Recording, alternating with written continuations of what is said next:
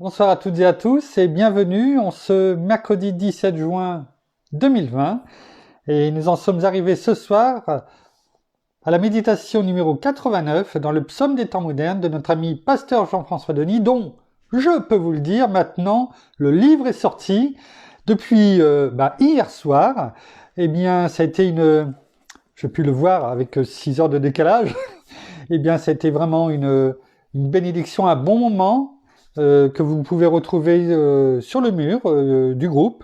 La vidéo a été mise par soit Nancy ou Jean-François, pasteur Jean-François, donc sur le mur. Vous pouvez aller revoir ce qui s'est passé. C'était un bon moment, émouvant. Vous pouvez également aller, alors on verra ensemble s'il faut peut-être plutôt que de commander séparément, eh bien peut-être se regrouper tous ensemble et de faire un seul envoi, ça sera peut-être plus pratique. Donc si vous souhaitez, comment dirais-je, que l'on ait et recevoir le livre Les Psaumes des temps modernes, eh bien que nous puissions donc nous regrouper, c'est peut-être plus facile. En tout cas, n'hésitez pas, vous pouvez soit venir et nous contacter ou directement aller sur le site Ministère Théovox où il y a tous les éléments ou envoyer un petit message à Nancy afin qu'elle vous aiguille sur le moyen de recevoir le livre. Donc n'hésitez pas, vous avez l'habitude depuis maintenant 88 méditations d'écouter et d'entendre ces magnifiques poèmes dont Pasteur Jean-François a été témoin pendant toutes ces 5 dernières années. Alors rendons gloire à Dieu pour l'œuvre qu'il fait auprès de ses enfants. Merci, merci Seigneur, merci Père, merci bien-aimé Saint-Esprit encore de nous conduire ce soir afin que la parole, au travers de ce psaume 89, eh bien, nous soit révélé. L'enseignement vient nous enrichir une fois de plus, nous nourrir, nous nourrir spirituellement, car nous en avons bien besoin. À chaque jour suffit sa peine, et ce soir, eh bien, nous sommes à ton écoute. Amen. Alors, le psaume 89, nous allons prendre connaissance, et il s'intitule « Beaucoup de gens proclament leur bonté, mais un homme fidèle, qui peut le trouver ?» Il est très facile d'afficher publiquement ses opinions, lorsque nous ne vivons pas encore une certaine opposition, voire même oppression. Face à ce que nous avons devant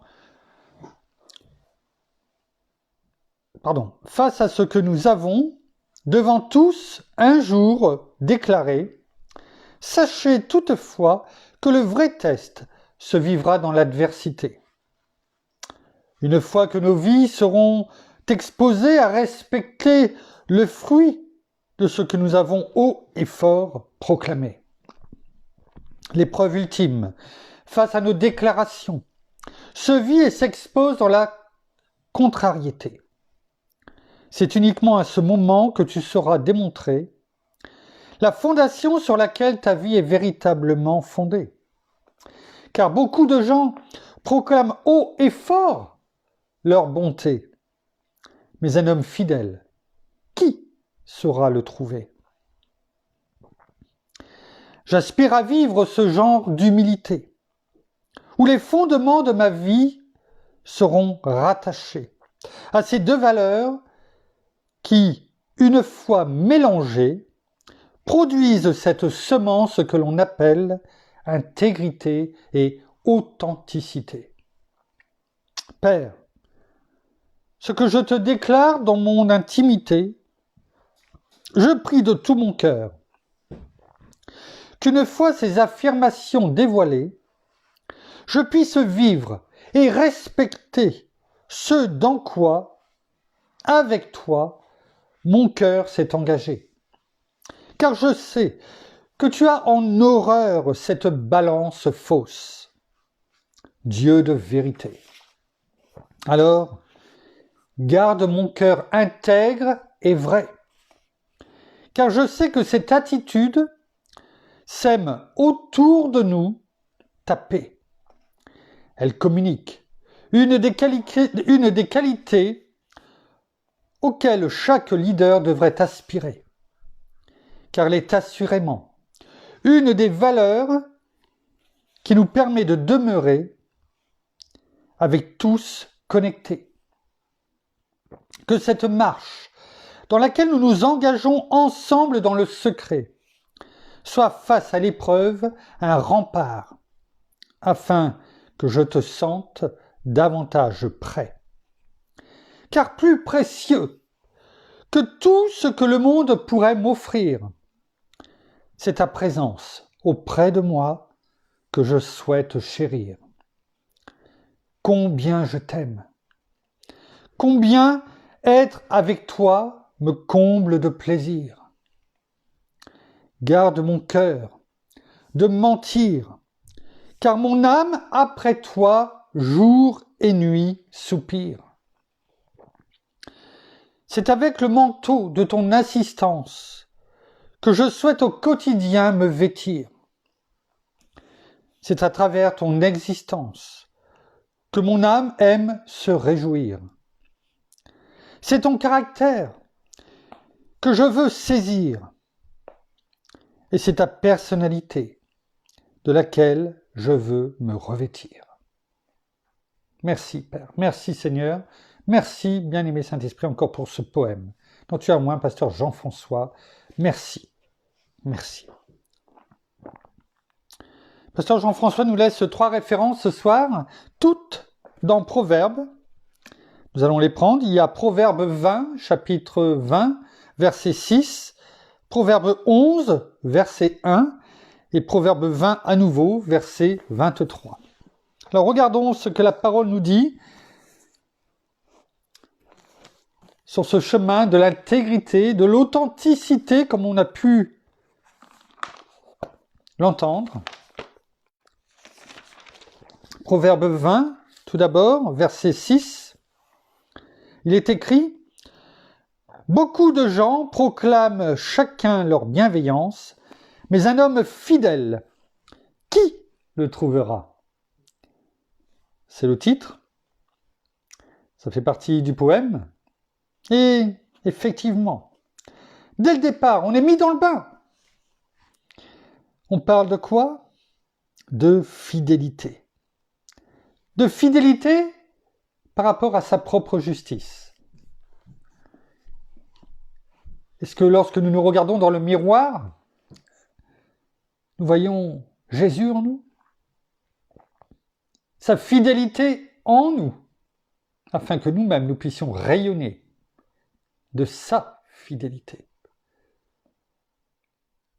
Afin d'être trouvés nous-mêmes fidèles dans toutes choses, petites, moyennes ou grandes, qu'importe, dans toutes choses.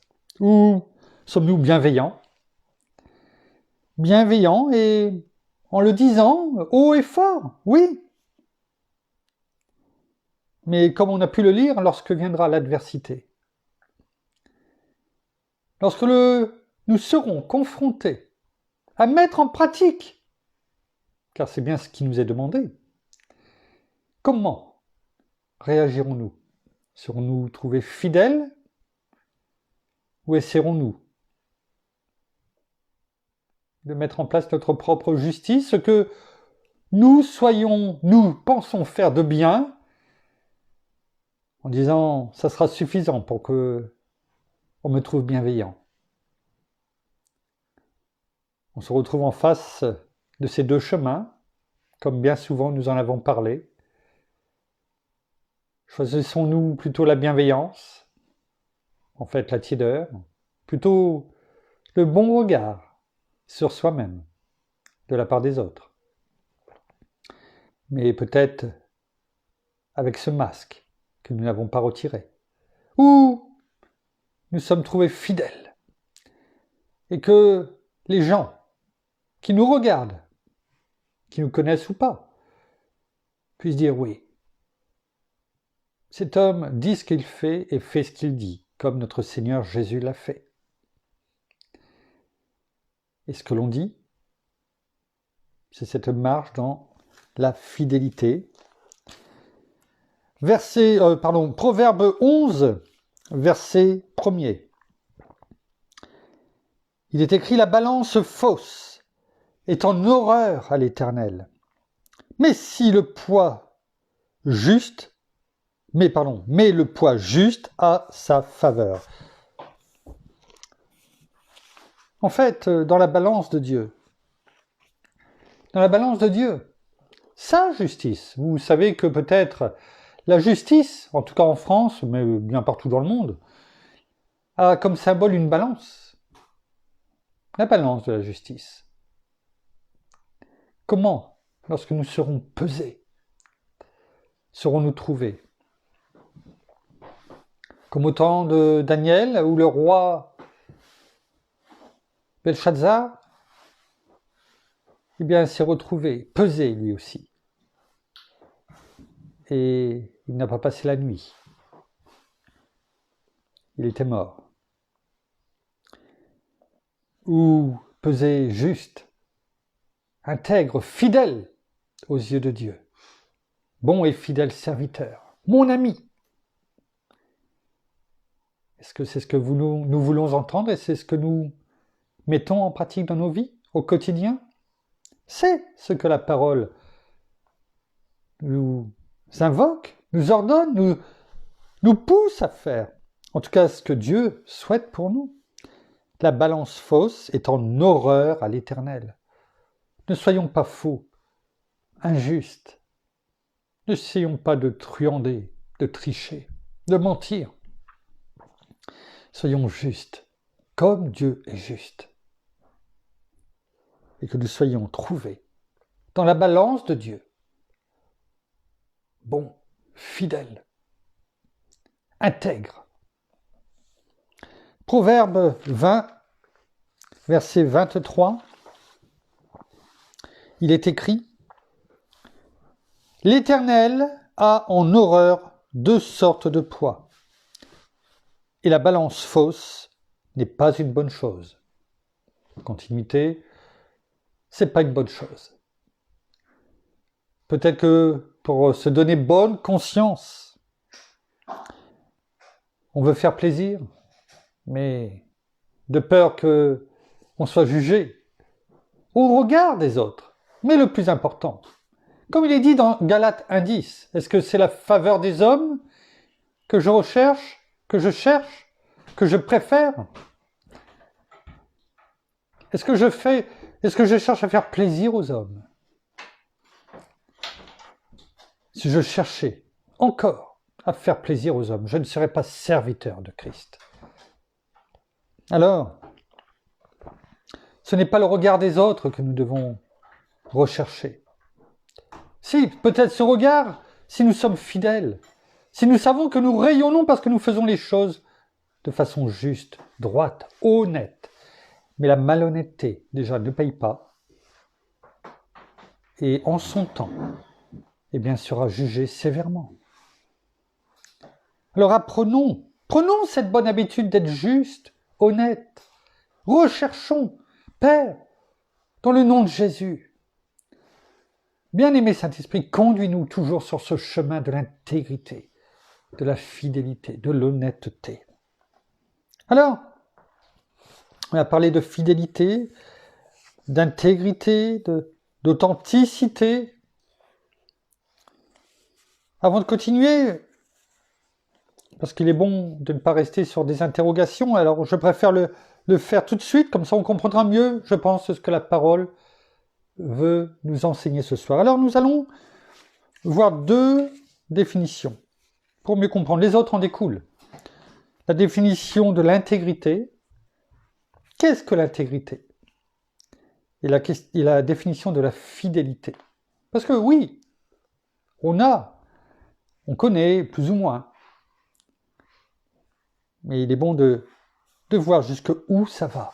Est-ce que ça renferme exactement? Alors, la définition de l'intégrité, alors j'ai été la rechercher, je n'ai pas de mérite, j'ai été la rechercher sur Internet, pour avoir quelque chose dans différents sens, différentes notions pour que l'on comprenne bien toute sa portée.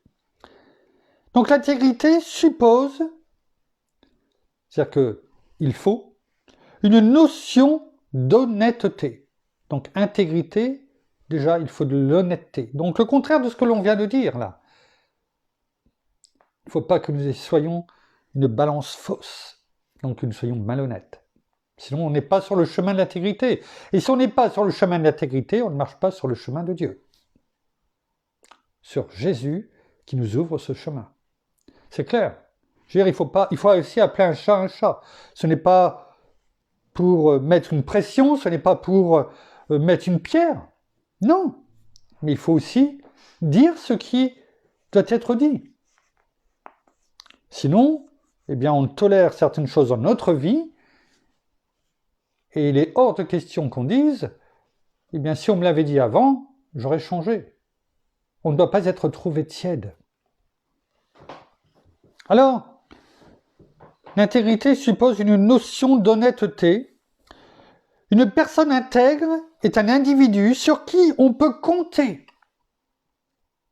en tout temps, dont les choix de valeurs sont fiables, c'est-à-dire qu'on peut se fier à lui, et stable, c'est-à-dire ça ne change pas, ça passe pas du coq à l'âne. Aujourd'hui, je me suis levé du pied droit, ça va. Demain, je me lève du pied gauche, hop, hop, hop, je fais le contraire de ce que je dis la veille. Non. Fiable et stable dans ses valeurs, les valeurs de la parole pour nous. L'intégrité désigne aussi la capacité d'une personne à respecter ses engagements, ses principes, et ceci malgré des pressions contraires, des vents contraires, malgré l'opposition, comme on a pu le lire dans le psaume des temps modernes.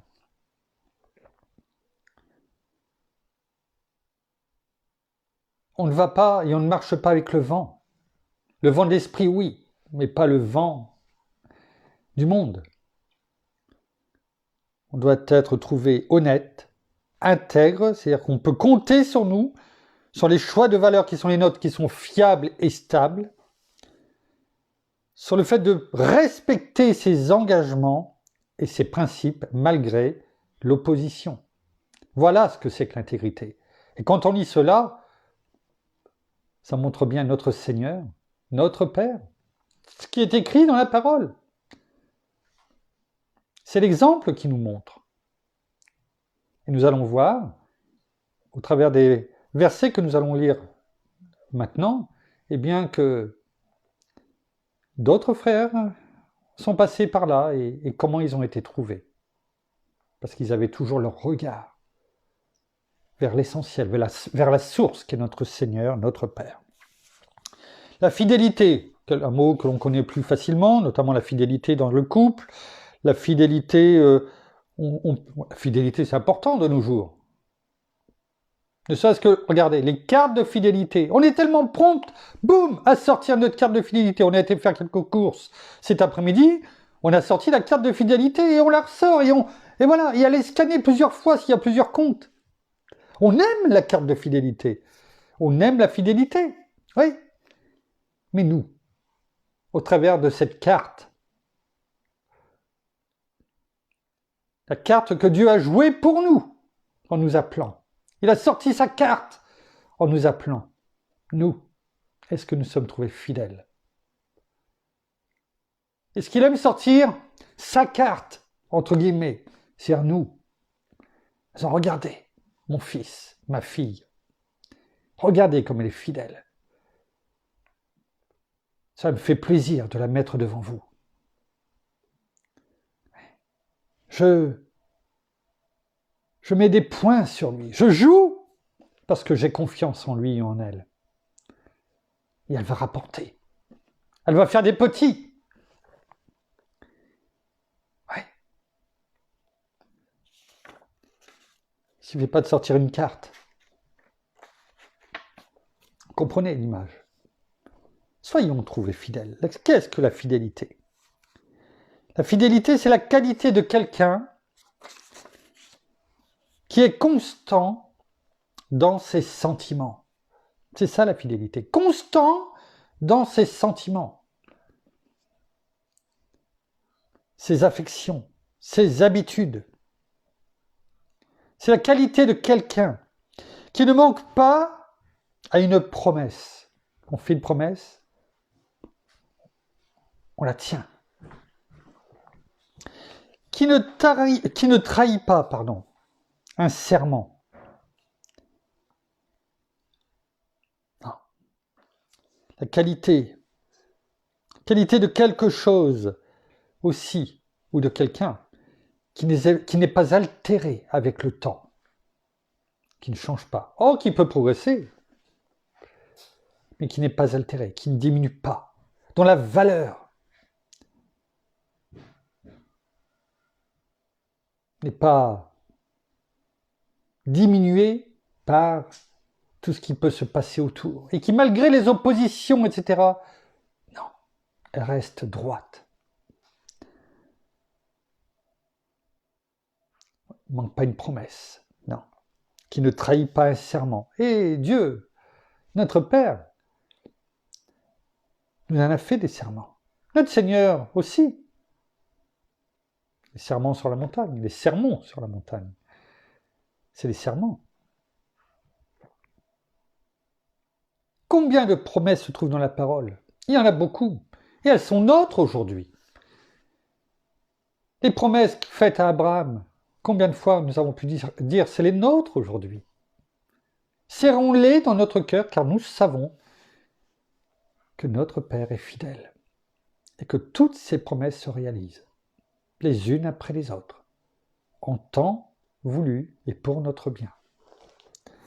Voilà les deux définitions de ces mots. C'est important d'en parler avant, parce que si on ne le fait pas, on passe, je pense, à côté de beaucoup de choses dans la compréhension de la parole.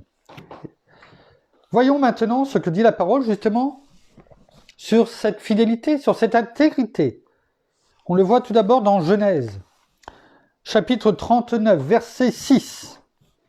Fidélité, intégrité de Joseph.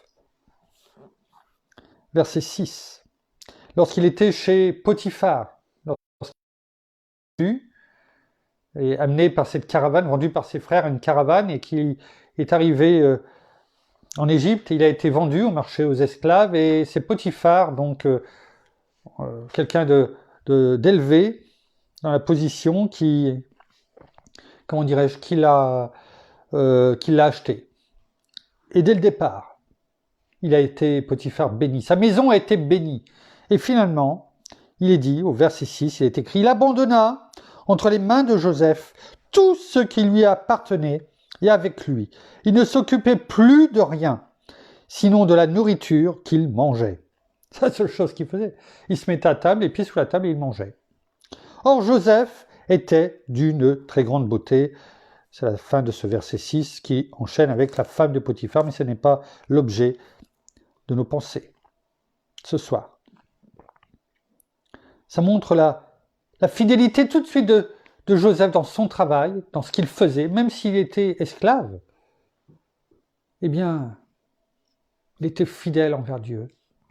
Et il faisait les choses pour Potiphar comme s'il le faisait pour Dieu. Et il a été récompensé.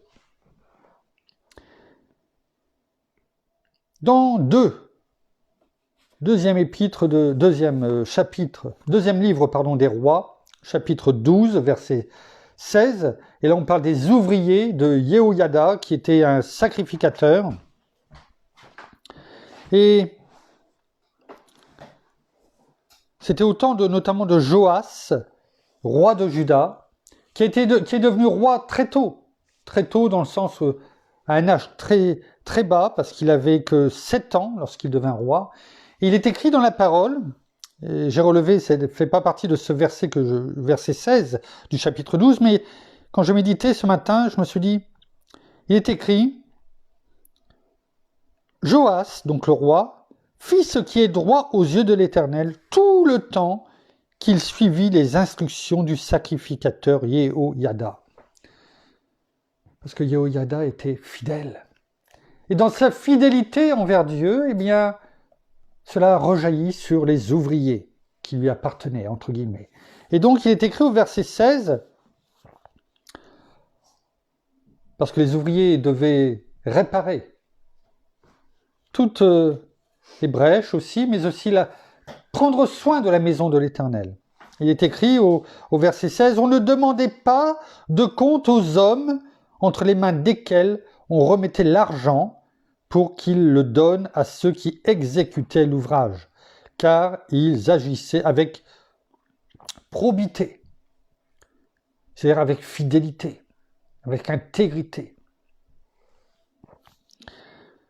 Le mot traduit justement probité est bien souvent traduit en hébreu par fidélité. Si elles étaient fidèles au sacrificateur Yehoyaba, mais aussi à Dieu. Et on savait que toutes les dîmes qui étaient amenées, il n'y avait pas besoin de demander à qui elles étaient données, qu'il y avait des gens qui allaient trafiquer pour les garder pour eux, prendre des dessous de table et tout. Non, on savait. Parce qu'on connaissait ces personnes et on savait qu'ils étaient intègres et fidèles. La question qui se pose à nous aujourd'hui, est-ce que les gens, je ne parle pas qu'ils nous apportent de l'argent, mais qui parlent de nous, en tout cas, ou le regard qu'ils ont sur nous, est-ce que c'est un regard en disant, avec lui, je m'inquiète de rien, parce que je sais la valeur qu'il a. Il est fidèle, il est rempli d'intégrité. On peut se confier à lui. C'est ce qui devrait être le cas pour nous. C'est ce que la parole veut nous montrer. On parle d'autres ouvriers, on parle des ouvriers de Hilkia. Dans 2 Chroniques, chapitre 34, versets 11 et 12. On est arrivé au temps de Josias, et de la même façon, Josias, lui, avait 8 ans lorsqu'il devint roi. Il régna 31 ans à Jérusalem, et il fit ce qui est droit aux yeux de l'Éternel, et marcha dans les voies de David, son père, par alliance, enfin par descendance. Il ne s'en écarta ni à droite ni à gauche. Ce qui veut dire que Josias, le roi, était intègre. Il ne s'est pas écarté du chemin. Et le but, ça a été de remettre les choses en place, parce qu'il y avait eu beaucoup de dérives au niveau de faux dieux, vers lesquels s'était tourné le peuple.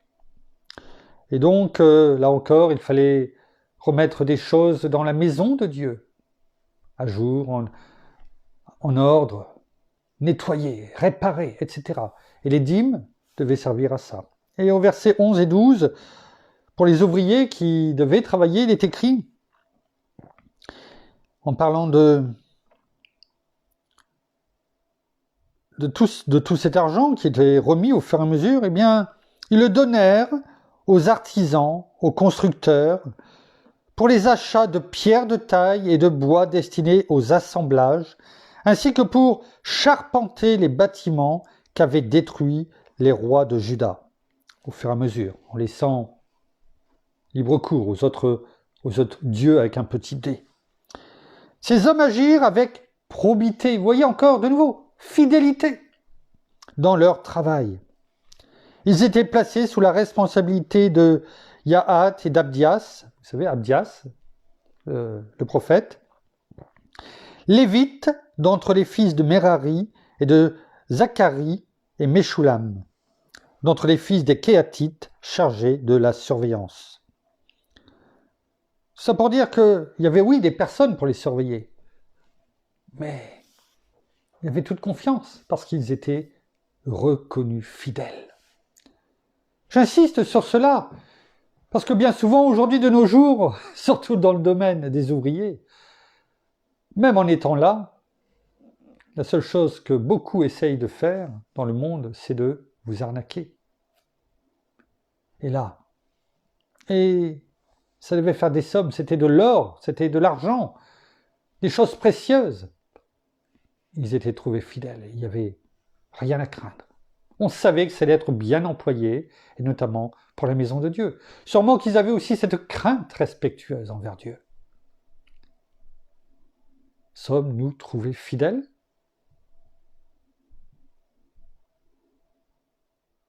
La question est posée.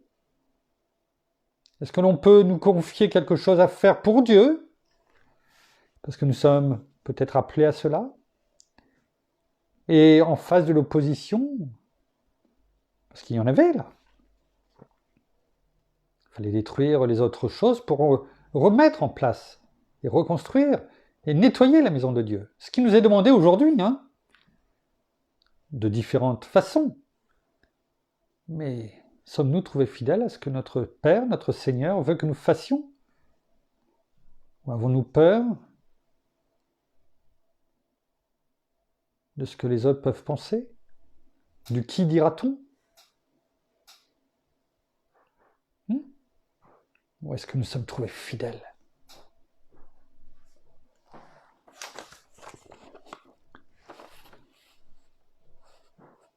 Parlons maintenant des intendants de Néhémie.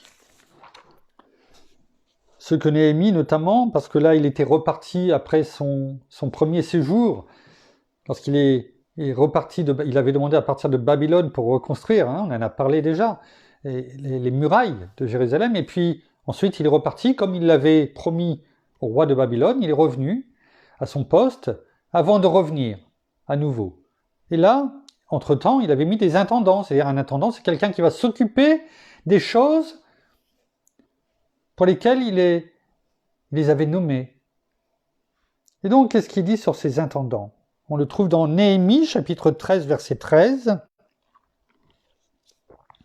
Il est écrit « Je confiais la surveillance des magasins », donc de tout où se trouvaient les choses qui devaient servir pour faire le travail. Hein, c'est dans ce sens-là qui est parlé. À Shélémia, le sacrificateur, à Tsadok, le scribe, et à Pédaïa, l'un des Lévites, et à côté d'eux, à Hanan, fils de Zakour, fils de Matania, car ils avaient, et c'est pour cela qu'il avait confié tout cela, la réputation d'être fidèles. Ils furent chargés de faire les distributions à leurs frères.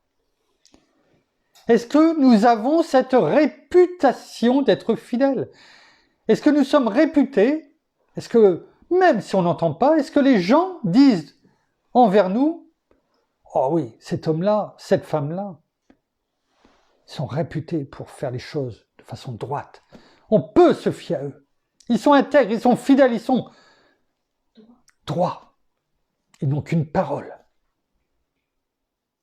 Oui, peut-être qu'ils sont chrétiens, pasteurs, qu'importe. Disciples de Christ, je préfère. C'est peut-être pas ma conviction. Certains peuvent dire ça. Mais en tout cas, en tant qu'homme ou en tant que femme, on peut se fier à eux. Est-ce que c'est ça notre réputation? Ou est-ce que notre réputation est encore à faire? Comme dit pasteur Jean-François, je ne fais juste que poser des questions. Daniel. Oh, Daniel. Daniel, sa réputation n'était plus à faire. Tellement n'était plus à faire qu'elle rendait jaloux. Elle rendait jaloux. Daniel, et je vous invite à lire tout le chapitre 6. Je l'ai lu ce matin. Et c'est un très beau chapitre, chapitre 6. Allez le lire. Parce que là, on n'a pas le temps ce soir. Mais ça nous montre comment la fidélité, et on ne le fait pas pour ça, mais combien la fidélité est récompensée. Et combien elle débouche sur un témoignage puissant. Daniel, chapitre 6, verset 5. Daniel, chapitre 6, verset 5. Il est écrit alors les chefs des satrapes, parce qu'il... Alors, il faut savoir que à ce moment-là, à cette époque-là, le contexte, pour qu'on comprenne quand même le verset, on va dépasser un petit peu, mais c'est important quand même, parce que sinon lire un verset sorti de son contexte, ça ne veut rien dire. C'était Darius qui était le roi de Babylone, et Darius trouva bon d'établir sur le royaume, qui était grand. Le royaume des Perses et des Mèdes était grand. 120 satrapes. Alors un satrape, il faut savoir que c'était l'équivalent d'un gouverneur, un peu comme un gouverneur aux États-Unis, qui gouverne sur un État. 120, c'est beaucoup. Le royaume était grand. Et il avait chargé 3 chefs pour veiller sur eux. Et parmi ces 3 chefs, l'un d'entre eux était Daniel. Daniel qui, avec ses amis, avait été amené en captivité à Babylone. Donc, vous voyez, ça nous fait penser un peu à Joseph quelque part. Il est dit que que Daniel était, et je pense que même le mieux c'est de le lire, Daniel lui-même surpassait les chefs et les satrapes. Il était au-dessus. C'est-à-dire qu'en fait, qui est-ce qu'il y avait encore au-dessus de lui? Qui est-ce qui restait au-dessus de lui? Si le roi Darius avait mis 120 gouverneurs, satrapes, pour gouverner sur le royaume, et avait mis 3 chefs sur les satrapes, et si Daniel les surpassait tous, finalement, qui restait-il au-dessus de Daniel? Le roi. Le roi. Ça vous fait pas penser un petit peu à Joseph et Pharaon? Oui. Lui qui était arrivé en captivité, en esclave, tiens, un peu comme Joseph. Et parce qu'il était fidèle. Fidèle non seulement à Dieu, mais fidèle dans son travail auprès du roi. Quelquefois, on peut se dire, oui, mais dans le travail séculier, c'est-à-dire du monde, ouais, je ne partage pas les choses, etc. Oui, mais fais ton travail, comme si tu le faisais pour Dieu, pour Jésus notre Seigneur, afin d'être un bon témoignage. Oh oui, ça va faire de la jalousie, comme là c'était le cas. Parce que qu'est-ce qu'ils ont fait, ces gouverneurs, ces satrapes et ces 2 autres chefs? Eh bien, ils ont fait voter une loi qui disait, pendant 30 jours, si quelqu'un vient glorifier quelqu'un d'autre que toi, roi Darius, selon la loi des Perses et des Mèdes qui ne peut pas être changée, même par toi, une fois qu'elle a été mise en place, eh bien, si quelqu'un est trouvé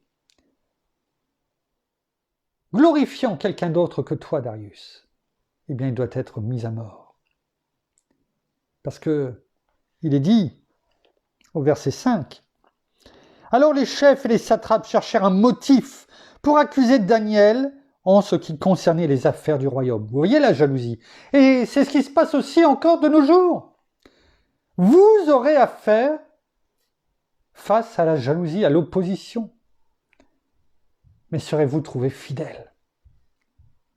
Et là, il est dit,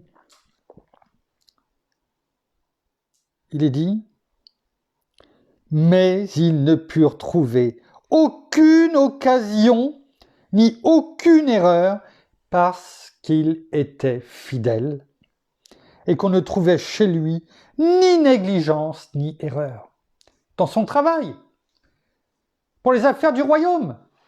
Et pourtant, il était en captivité.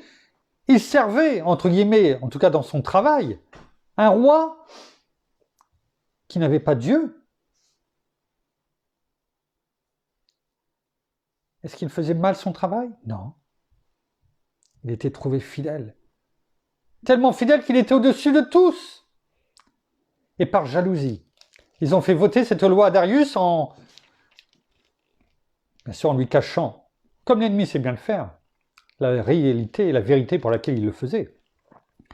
Et après, comme Daniel était fidèle envers le roi, mais aussi envers Dieu, il continuait à prier Dieu en direction de Jérusalem.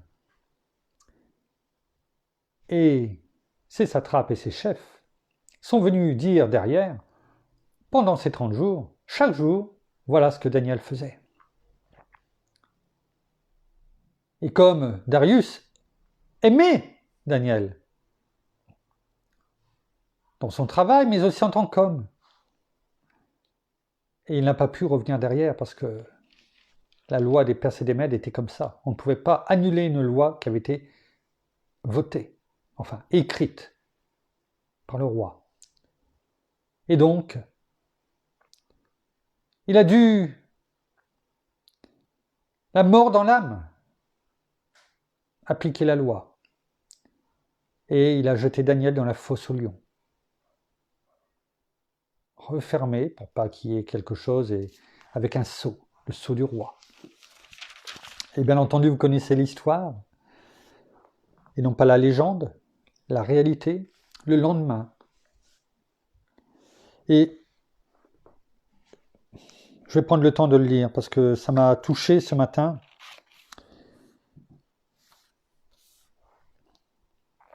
Il est écrit, je retrouve le verset. Donc une fois qu'il avait été jeté dans la fosse aux lions, le roi, regardez ce qu'a fait le roi après avoir mis Daniel dans la fosse aux lions. Le roi se rendit ensuite dans son palais. Il passa la nuit à jeun et ne fit pas venir de concubine auprès de lui et le sommeil le fuyait. Il était tourmenté. Et qu'a fait le roi le matin? Le roi se leva au point du jour, avec l'aurore. Et alla précipitamment, on peut l'imaginer, il a couru. Vers où? Vers la fosse aux lions. Et s'approchant de la fosse, il appela Daniel d'une voix triste. Parce que pour lui, comme il est dit dans le monde, la messe était dite. Mais là, non, Dieu n'aime pas la messe. Et la messe n'est jamais dite avec Dieu, tant qu'il n'a pas mis un point final. Le roi prit la parole et dit à Daniel, « Daniel, serviteur du Dieu vivant, ton Dieu, que tu sers avec persévérance. » Vous voyez la fidélité de Daniel, reconnue même par le roi d'un empire, l'empire babylonien. Enfin, l'empire des Perses et des Mèdes. A-t-il pu te délivrer des lions? Et David se mit à parler au roi. Et qu'est-ce qu'a dit Daniel? La première chose qu'il a dit, « Roi, vis à jamais !» Il ne s'est pas plaint, rien du tout. Il lui a dit, « Vis à jamais !» Mon Dieu a envoyé son ange et fermé la gueule des lions, qui ne m'ont fait aucun mal, parce que j'ai été éprouvé innocent devant lui et devant toi. Non plus, ô roi, je n'ai rien fait de mal. Voilà la fidélité, qui nous est montrée aussi bien dans le domaine séculier du travail. Quand on peut entendre aujourd'hui, ouais, mais un tel, il est ci, il est ça, et je fais ci, et je fais ça, et puis de toute façon, je m'en fous de ce qu'il pense, etc. Non! Regardez ce qui est dit dans la parole. Prenons exemple. C'est ça aussi le bon témoignage que nous pouvons apporter, même si les gens ne servent pas le même Dieu que nous.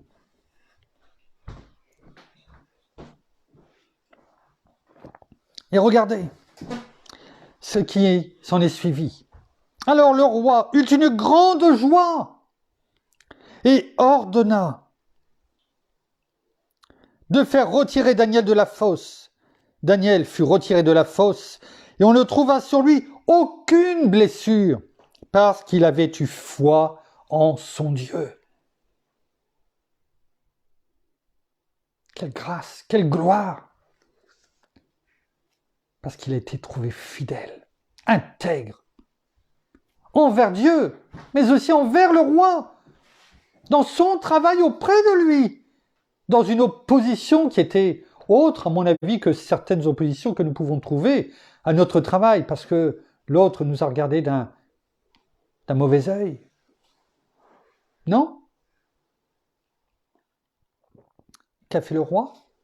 Regardez ce qu'a fait le roi. Il ordonna que ces hommes qui avaient accusé Daniel, parce qu'il a compris que ces hommes avaient accusé faussement Daniel, et par jalousie, il l'a compris, et ils avaient voulu se servir des lois perses et mèdes, eh bien, il ordonna que ces hommes soient amenés et jetés dans la fosse aux lions, eux, leurs enfants et leurs femmes. Ouais. Laissons Dieu agir en son temps. Ne faisons pas notre propre justice. Recherchons seulement la fidélité de Dieu. Et avant qu'ils soient parvenus au fond de la fosse, ils étaient en train de tomber. Et il est dit qu'avant qu'ils soient parvenus au fond, qu'ils touchent le sol, qu'est-ce qui s'est passé? Les lions se ruèrent sur eux et brisèrent tous leurs os. Ouais. Après cela, le roi Darius, est-ce que c'était suffisant? Regardez le témoignage qui s'en est suivi d'un roi qui possédait un empire vaste au point de mettre 120 gouverneurs. Il écrivit à tous les peuples, et on sait, parce que je vous l'ai dit auparavant, qu'une loi qui était promulguée, un écrit, personne ne pouvait le retirer. Personne. Donc c'était pas simplement j'envoie une petite lettre. Non, c'était un écrit. Vous comprenez la différence? Et que disait cet écrit? Il a envoyé à cet écrit à tous les peuples, aux nations, aux hommes de toutes langues. Vous voyez, tellement c'était grand qu'il y en avait qui parlaient d'autres langues, qui habitaient sur toute la terre. Que la paix soit avec vous en abondance. Et qu'est-ce qui est écrit? Je donne l'ordre que dans toute l'étendue de mon royaume, on ait de la crainte et du respect devant le Dieu de Daniel. Il ne dit pas que c'est son Dieu. Il dit ayez crainte et respect, toutes et tous, parmi toute la terre, devant le Dieu de Daniel. Car il est le Dieu vivant et subsiste à jamais. Son royaume ne sera jamais détruit et sa domination durera jusqu'à la fin. C'est lui qui sauve et délivre, qui opère des signes et des prodiges dans les cieux et sur la terre. C'est lui qui a sauvé Daniel de la griffe des lions. Quel témoignage de la part de quelqu'un qui n'était même pas enfant de Dieu. Tout simplement parce que Daniel a été, du début à la fin, fidèle, intègre, honnête, dans toutes ses voies, les plus petites aux plus grandes, envers Dieu, mais aussi envers l'endroit où il a été mis. Tout comme Joseph, il a été élevé parce que la gloire de Dieu était sur lui et que ses yeux étaient toujours tournés vers la source. Pour terminer 2 versets dans 1 Corinthiens chapitre 4, verset 2. Du reste, ce qu'on demande des administrateurs, c'est que chacun soit trouvé fidèle. Nous sommes des administrateurs de Dieu. Et il nous est demandé de nous trouver fidèles. C'est ce qu'on demande aux administrateurs. Et regardez ce qui est écrit aussi dans Hébreux, pour terminer, chapitre 3, au verset 5, et là on parle de Moïse. Qu'est-ce qui est dit pour Moïse? Il a été fidèle dans toute la maison de Dieu, comme serviteur, pour rendre témoignage à ce qui serait annoncé. Sommes-nous fidèles? La question est posée. En tout cas, soyons comme tous nos frères et sœurs, enfin nos frères, que nous avons vu les témoignages ce soir. Celui de Daniel, qui m'a un peu plus touché aujourd'hui en lisant, et on en a partagé un moment de ce chapitre 6. Soyons trouvés fidèles, honnêtes, respectueux dans tous les domaines de notre vie.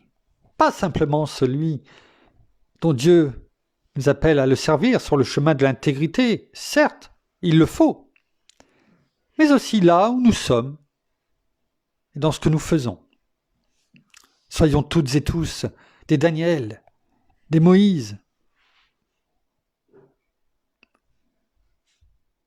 et tous ceux que nous avons énumérés ce soir. Et il y en a tellement d'autres. Le temps nous manque. mais à chaque seconde de nos vies. Soyons intègres. Intègres. Et même si l'ennemi, parce qu'il nous attaquera, on a pu le voir, en tout cas il essaiera, mais restons intègres, honnêtes. Et Dieu interviendra dans sa justice. Et vous avez pu voir ce qu'il a fait, et il fera la même chose avec nous parce que lui, il est trouvé fidèle. Il est fidèle. Oui. Il ne manque aucune de ses promesses. Donc il agira à chaque fois que nous agirons dans sa fidélité. Nous pouvons compter sur lui, c'est une certitude. Merci Père, merci Seigneur, merci bien-aimé Saint-Esprit encore pour ce que tu nous as permis d'entendre et de comprendre ce soir. Nous terminons par la prière. À toi toute la gloire. Oh, merci Seigneur encore pour ce moment de partage. Merci encore pour ces paroles. Merci encore de te révéler à nous par rapport à la parole, par rapport à ces extraits que tu nous montres et que nous voulons serrer dans nos cœurs. Merci pour tout ton amour et ta bonté. Alors oui, nous aussi, nous voulons, comme là, nous l'avons entendu ce soir, eh bien, être intègres, être fidèles, avoir cette fidélité non seulement envers toi, mais envers de ce que nous devons faire ici, dans notre travail, dans nos familles, dans nos entourages, et que nous ayons aussi cette intégrité dans tout ce que nous faisons. Alors oui, que nous soyons vraiment trouvés fidèles vis-à-vis des autres personnes, mais aussi dans tout ce que nous faisons. Oui, ayons vraiment cette fidélité, comme toi, tu es fidèle entre nous. Alléluia. Pour nous, eh bien nous devons être aussi fidèles, aussi dans tout ce que nous faisons, dans les petites choses que tu nous confies, comme dans les grandes, mais surtout dans les petites de toute la vie courante, comme je l'ai dit, dans la famille, dans notre travail, même dans nos amitiés, dans les personnes avec, dans notre voisinage. Oui, montrons cette intégrité, montrons cette fidélité, montrons aussi aux autres personnes que dans tout ce que nous faisons, eh bien nous sommes fidèles, droits, justes, intègres. Oui, que nous ayons vraiment, non pas ces qualités, mais qu'elles soient en nous, que ce ne soient pas des choses en surplus, mais que vraiment nous les ayons dans notre cœur et que nous les serrions et que vraiment nous puissions les mettre en pratique chaque jour de notre vie. Oui, que nous soyons vraiment fidèles envers toi, fidèles dans l'amour aussi que nous devons te porter, fidèles et vraiment intègres dans tout ce que nous faisons. Alors oui, merci de nous montrer encore cette fidélité, cette intégrité que nous devons avoir, mais aussi dans tout l'amour que nous devons avoir entre nous, mais aussi envers les autres. Alors merci pour tout ce que tu nous montres et sois abondamment béni, Père, et sois béni aussi, Seigneur Jésus, ainsi que toi, bien-aimé Saint-Esprit, pour toute cette fidélité, cet amour et cette paix que tu mets dans notre cœur et dans nos vies, dans le nom de Jésus. Amen. Amen. Pendant que j'écoutais la prière de mon épouse, m'est venue cette pensée, notamment dans le voyage du pèlerin. Comment il s'appelle ? Juste chrétien. Non, c'est pas ça. C'est juste chrétien ? D'accord, mais et puis il y en a un qui s'appelle Fidèle dedans. Je ne sais plus c'était lequel. Voilà, donc et je pensais à ça, et bien effectivement, à un moment donné, il y en a un qui s'appelle Fidèle. Alors soyons ces fidèles, que ça soit notre surnom quelque part. Fidèle. Ouais, merci. Alors, je vous souhaite une bonne soirée, une bonne nuit. Nous vous bénissons abondamment de toutes les bénédictions spirituelles dans les lieux célestes en Christ. Ce sont la promesse et notre trésor, il est là. Prenez-les. Et en tout cas, nous vous donnons rendez-vous demain, au même endroit, à la même heure. Soyez bénis. Au revoir.